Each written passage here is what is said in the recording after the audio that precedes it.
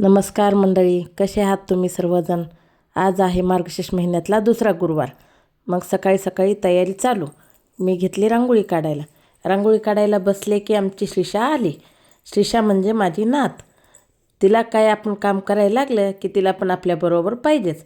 मग तिला पण दिली थोडी एका साईडला काढून. म्हटलं तू पण रांगोळी काढ. मग अशी बघू आमची रांगोळी झाली दोघींची. आता म्हटलं फुलं तोडून आणावी. आमची ही छोटीशी बाग आहे बघा, बघू शकता तुम्ही. मग त्यातले आपले थोडं रोजच्या देवाला फुलं आणली.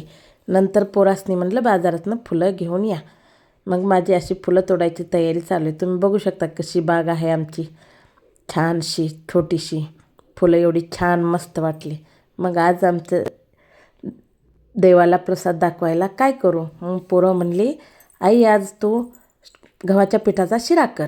मग म्हटलं ठीक आहे. थोडं गव्हाचं पीठ घेतलं, त्याला जरा खरपूस भाजलं, त्याच्यात थोडं साखरेचं पाणी घातलं आणि ह्या काही मस्त असं शिरा हलवून घेतला. आता म्हणलं ह्याला थोडं काहीतरी वेगळं करू, म्हणून मी प्लेटात थोडं तूप लावलं आणि त्याला वड्या काढल्या. आणि असं छान मस्त वड्याला काढून त्याच्यावर थोडंसं ड्रायफ्रूट घातलं. मी ड्रायफ्रूट घातल्यावर बघा किती मस्त दिसतं ना, अशा वड्या निघायला लागल्यात मस्तपैकी.